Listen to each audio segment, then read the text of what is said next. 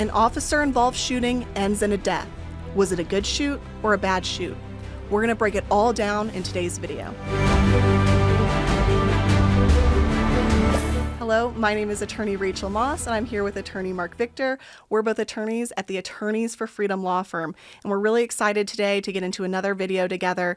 Today we're gonna talk about a shooting involving Officer Eddie Duran from the Okaloosa County Sheriff's Department. Yeah, this one, man, I had to say when I first watched this video, this thing's ugly, right? I mean, when you first look at it, and I guess it would be easy to say, officer knocks on a door and resident opens the door merely holding a firearm and loses his life just because he's got the gun in his hand. But it's not quite that simple, and I know a lot of people are upset about this one. Why don't we watch the video, and then let's go through it and tear it apart, give it our best legal analysis here. Okay, here we go. Howdy, sir.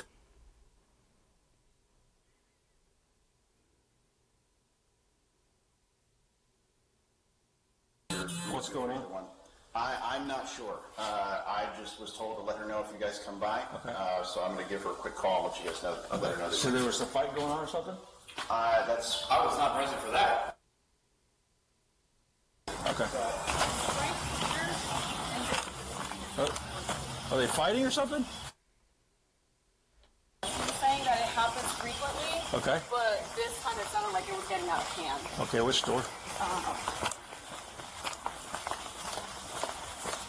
I'm not sure. 2 weeks ago I was walking by their apartment basically on this side, and I was hearing someone yell like "shut the fuck," like you stupid B word and all this other stuff, and I heard a slap right after it, but I wasn't sure where it came from. Okay. And I couldn't call I didn't want to call the police. And, Which room is it? 1401. 1401, okay. 1401. But the girl sounded scared, the one that called. She said, she was like, it sounds like it's getting really out of hand. So it's hit number 4, huh? Yeah. Okay. You mean fair, we stand out there and direct the other deputy that's coming to this area? It's not, you're going to go to the 4th floor and it's going to be on this side. Gotcha.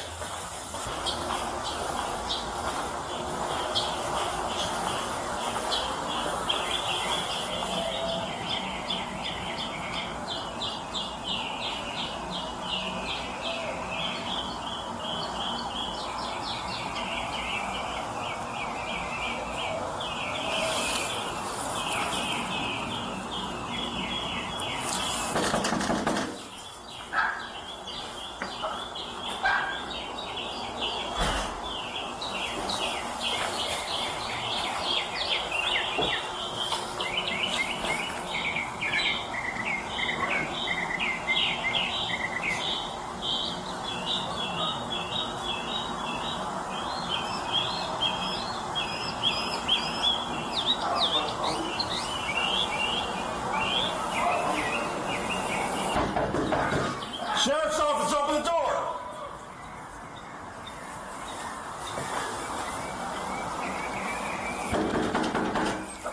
Sheriff's office, open the door! Step out.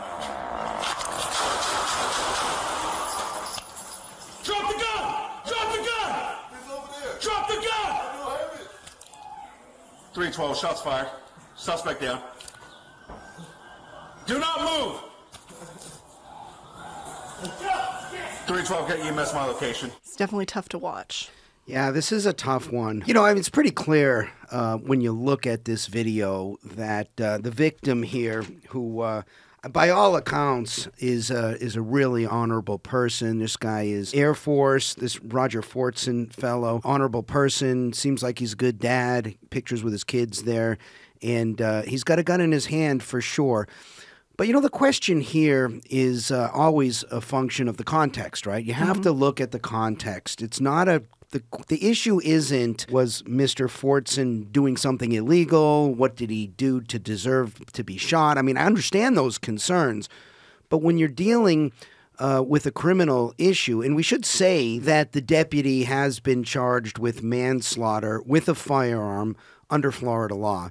He's also been found to have used excessive force by the department. So I think it's important to note that the department, in investigating itself, came out with the answer that the officer was not justified. Remember, it's a criminal case, right? And so in a criminal case, the question's always going to be, can the prosecutor, or in this case, the state of Florida, prove beyond a reasonable doubt that the deputy, at the time he fired those shots, didn't at least reasonably believe that he was at an imminent risk of death or serious bodily injury?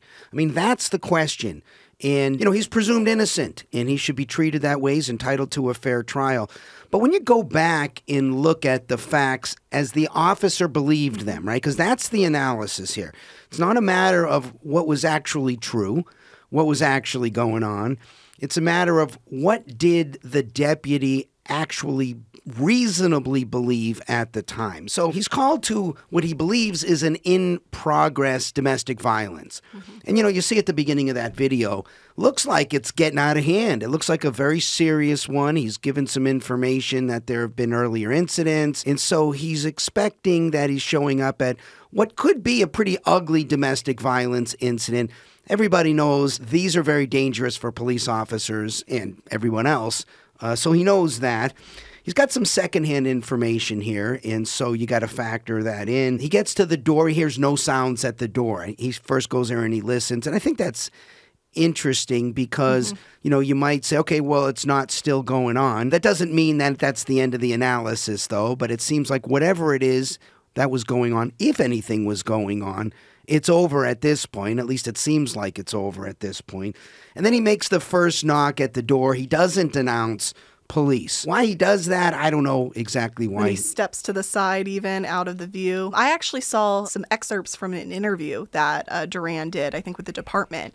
And he mentioned that he wanted to see how the individual on the inside would react to just a normal knock on the door. So I think he was doing it to kind of assess, was this person going to come out aggressive no matter what? Maybe he'd respond better if it wasn't an officer, but he really wanted to see how he would respond if it was just a normal knock on the door, which I don't think is part of police training typically to do that, but that's what was going through Duran's head at that time. Yeah, I mean, not unreasonable to me. This isn't the kind of piece of evidence that I think a jury is going to say, this guy's guilty because he first knocked on the door and didn't announce police. So then he goes back and he announces, I think quite loudly, hey, it's the police, it's sheriff's office, open the door. Twice he knocks on the door. So he's clearly announcing. He's not covering up the peephole or anything like that. But I think it's very important to this case that it appears that the person inside utters the word police. I think that's really critical to the analysis here. I agree. Because I think that what you might be able to argue if you are defending this deputy, right, is that the person inside now is aware that the police are at the door and that the police want him to open the door, and he still shows up with a firearm. Okay, that's not illegal. It's pretty dumb. Yes. It's definitely not something I would recommend. Look, you don't have to open up the door, right? And so probably the best advice here might have been to not open the door, although we still don't know what would have happened, right? The officer may have considered that to be an exigent circumstance. They may have broken down the door. And again, he doesn't know the facts, right? There could be someone inside there bleeding to death. He could be saving a life by doing that. So I think the law is going to allow him to break down the door in any event. But if you're going to answer the door and the police are there, while it's not illegal to have a firearm in your hand, it's one of those areas where, while not illegal, it's really not smart. No. And I think this thing ends totally differently if this guy decides to just put the firearm down. And it's hard to understand why, if he believed that there was an officer banging at the door, why he would have answered the door with a firearm in his hand. But if you go back to what the officer believed, he believes that he knows, this guy inside knows that I have announced police, and notwithstanding that, he shows up with a firearm in his hand, and he believes that's an imminent threat of death or serious physical injury. Look, if this guy was an AOR client and claimed he acted in self-defense, there's no question we would defend him here, right? Even though it looks to me, and I'm going to ultimately conclude here, I think this is a bad shoot. And the reason I think it's a bad shoot is because if this isn't a bad shoot, then any time you show up with a firearm in your hand, it's an automatic free ticket to be shot. Now, I think the case on the other side, if we were defending this officer, is going to be, look, he's a second away from death. Yes. He's a second away from death. The officer believes he's showing up in a hostile, maybe ongoing, maybe repeated domestic violence situation. He knows the police are at the door. He shows up with a firearm notwithstanding, and in 1 second, that officer could be dead. That seems pretty imminent. So you can make this argument. And if Mr. Fortson had raised that arm with the firearm in it 1 inch, I come out totally differently. I agree. If he moves that arm at all, but he's very clearly got the firearm pointed down.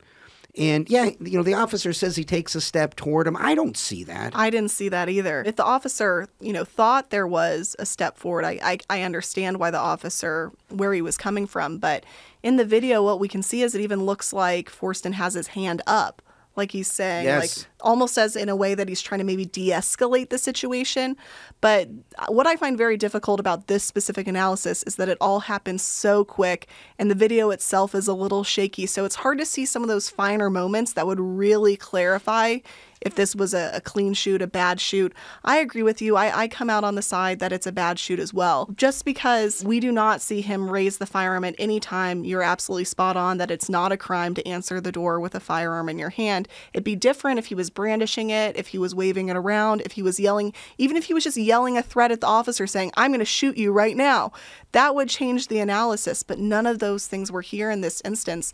And if we expect individuals to have their Second Amendment rights in this country where they can have a firearm in their own home, a situation like this would really hamper someone's Second Amendment rights if they weren't allowed to display their gun in this way. Yeah, I mean, if you're a police officer and you're an officer in the United States and you know that almost everybody has a right to keep and bear arms, and when they're opening their door at their home, I mean, they may not know it's a police officer. They may be dealing with somebody who's a thug at the front door who's trying to get. It's not completely unreasonable that you might have a firearm when you open the door, especially if he didn't know it was a police officer, right? If he thought someone just pounding on the door.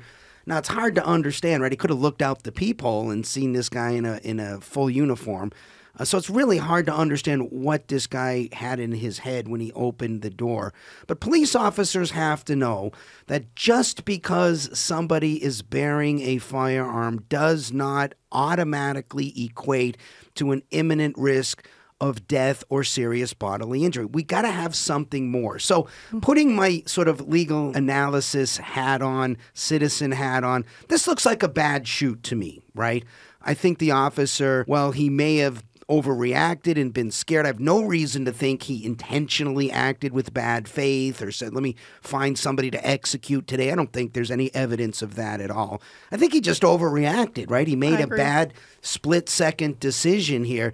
And I think the manslaughter charge is the appropriate charge, right? He made a mistake here. When you make an unreasonable mistake or very unreasonable mistake, which we sometimes call criminal negligence or gross negligence, and somebody dies as a result of that mistake, that's why we have manslaughter. That's what manslaughter is, essentially. So I think he's charged with the right crime. I think that putting my defense attorney hat on, this would be a really fun one to defend. I agree. It'd be very fun to stand in front of the jury, assuming that the officer gets on the stand and says, look, I understand domestic violence calls are very dangerous, and I had in my head, this was one of those varieties of very dangerous ones. There was a slap reported, at least previously, and somebody had called who was so afraid of this situation, didn't even want to show up for this. Like, this could be a very serious domestic violence situation. And the person inside knew, or at least I believed that they knew, police were at the door and showed up with a firearm in his hand. I had every reason to believe I was a second away from being shot myself, and that's the reason I fired the firearm. Now, if somebody bites on that, even one person on the jury says, you know what, the state didn't disprove that beyond all reasonable doubts. I still have a doubt about whether the officer's version is reasonable or not. That's a not guilty here. So it'd be fun as a defense lawyer to try this case. And, you get into the intangibles, like how sincere is this officer going to come across? He certainly didn't seem upset or agitated as he was showing up on the scene here.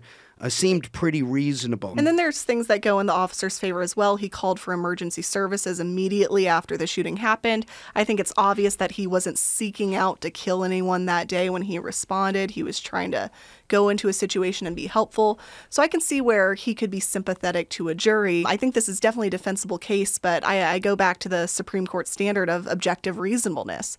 And I think we could argue maybe he's subjectively reasonable here, but if you really look at the objective facts in this case, it's hard to come out on the side of it being a good shoot. Yeah, Rachel, that's a really good point, because when we talk about reasonableness, we should always remember there's really two prongs here, right? There's the subjective portion.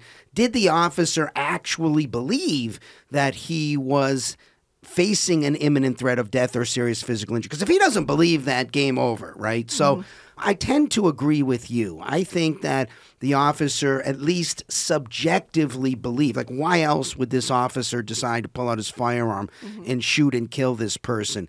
So I think a jury could be convinced of that.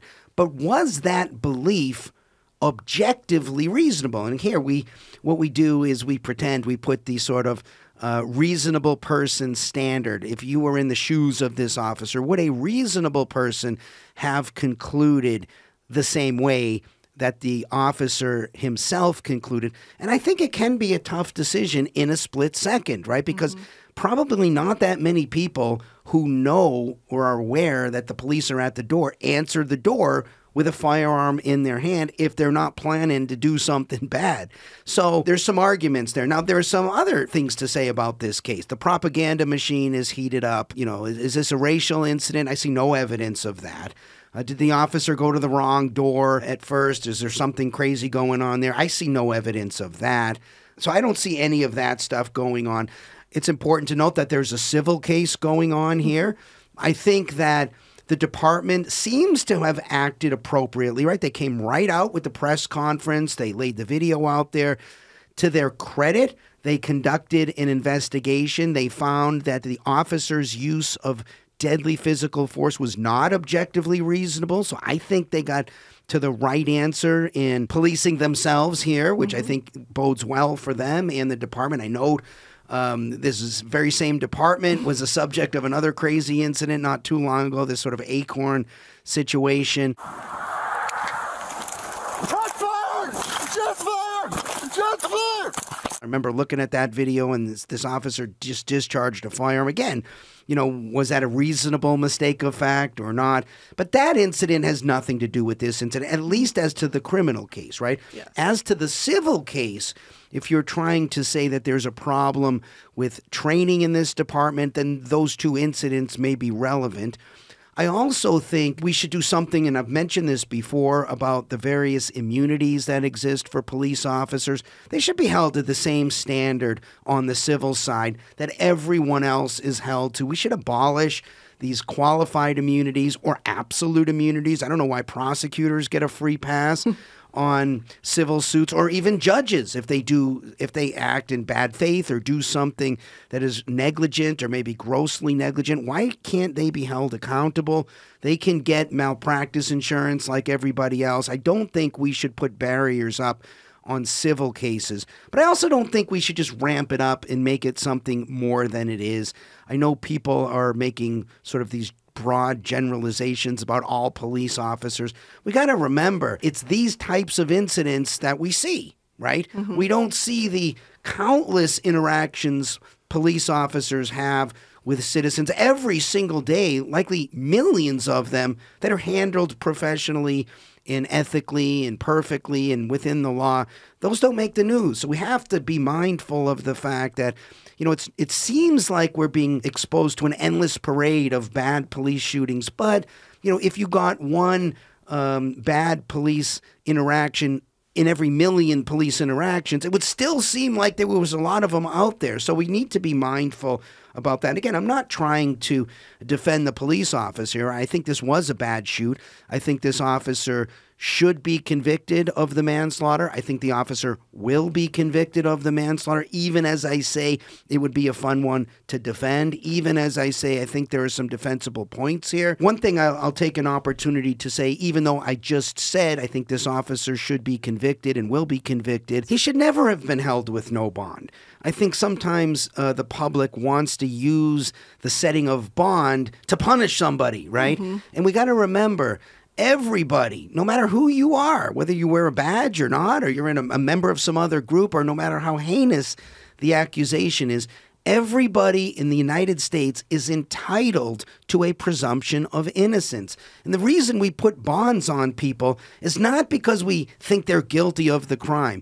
It's because, at least the way it's supposed to be, we're concerned that the person is either an ongoing danger to the community or a risk of flight where we can't get this person to trial. There really wasn't any argument that I'm aware of that this officer was sort of an ongoing danger to the community, that if he was released, he would somehow be endangering somebody, or that there was a real risk of flight here. So I think it was somewhat outrageous that this officer wasn't immediately released, as anybody else in this circumstance should be, because he's presumed innocent. Yeah, I completely agree with you on that. So a lot of this case has to do with Duran's subjective opinions. And one of the things that came out in his interview was that he believed there was aggression in the eyes of Fortson when he answered the door. And hearing that is a little shocking, because in that split second, was the officer really able to get a read on, first of all, just even looking him in the eyes, seeing what's behind the eyes? That seems like a completely subjective determination that the officer would have no idea in actually knowing if he was aggressive or not. Yeah, even if we credit that and we say, okay, he subjectively believed that there was some additional weight to put on the side of, I thought this guy was about ready to imminently aggress against me with a firearm because there was something about his eyes.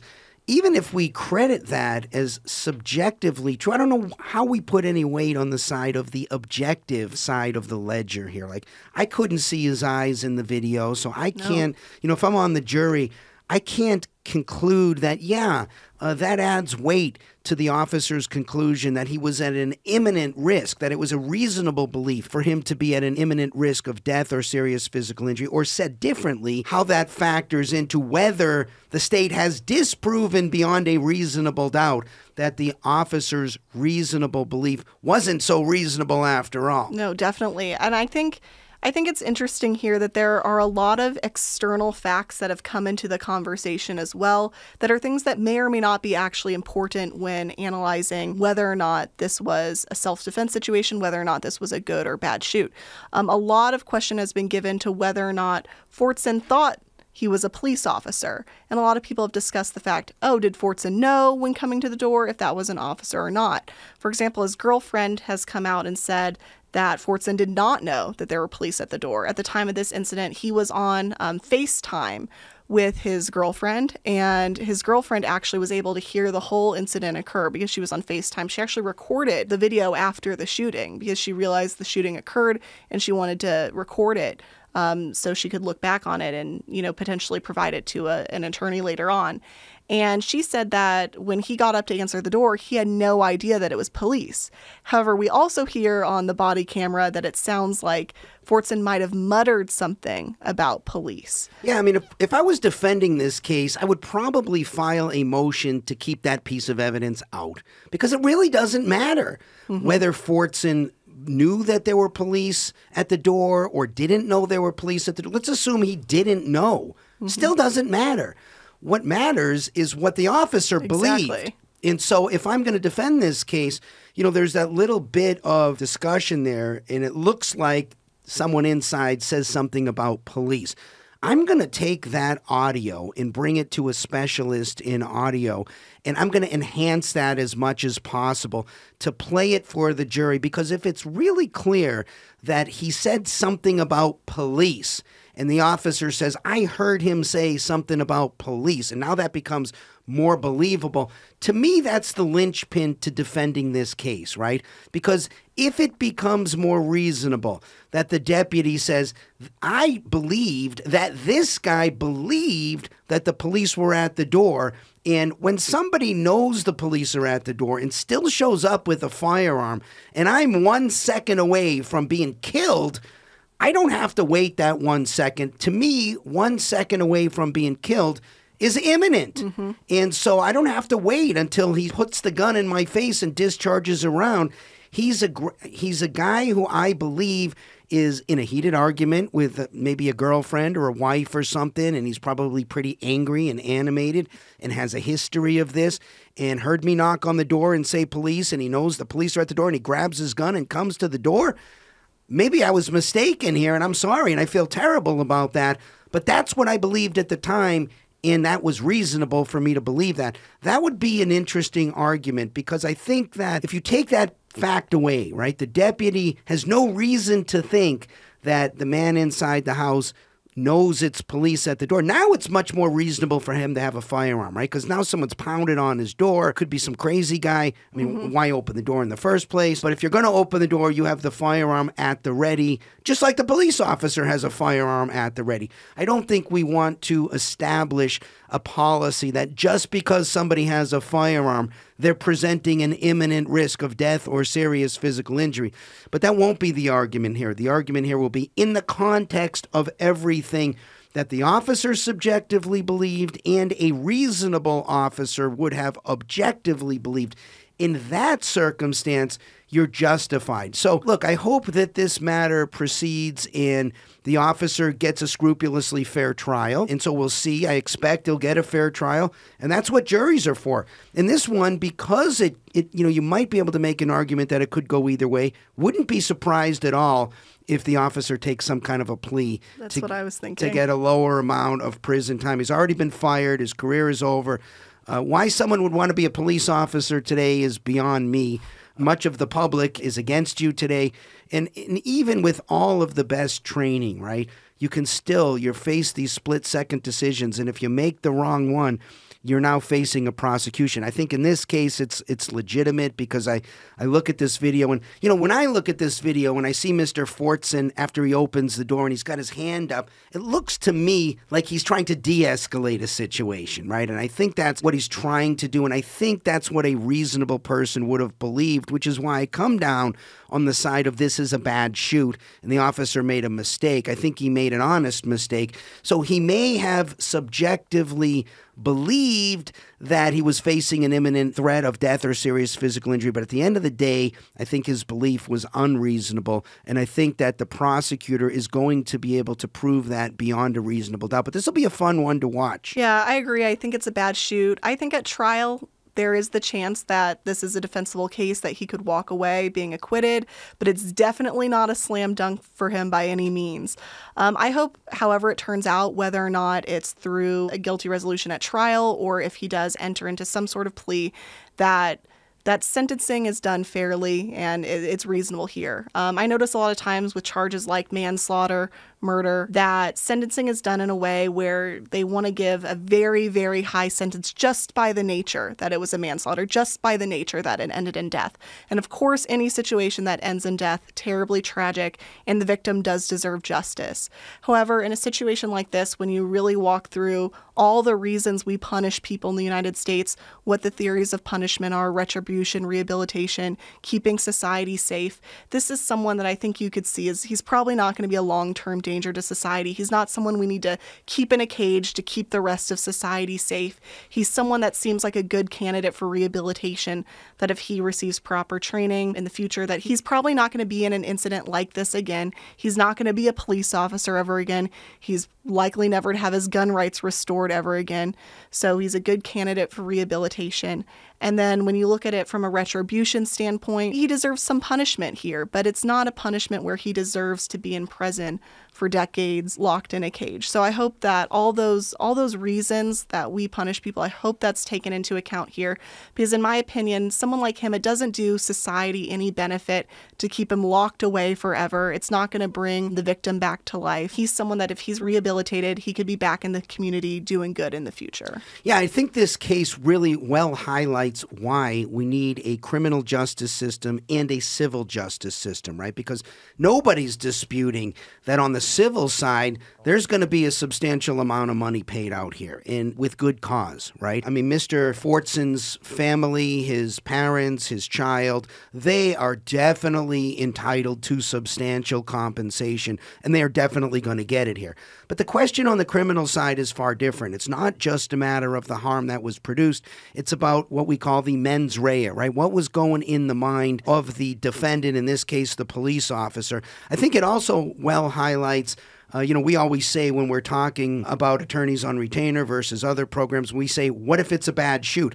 Look, this officer had a lot of training, certainly much more, I suspect, than most people who are carrying a firearm, and still made a bad split-second decision here. This can happen to anybody, which is why, I said that this was an attorneys on retainer matter.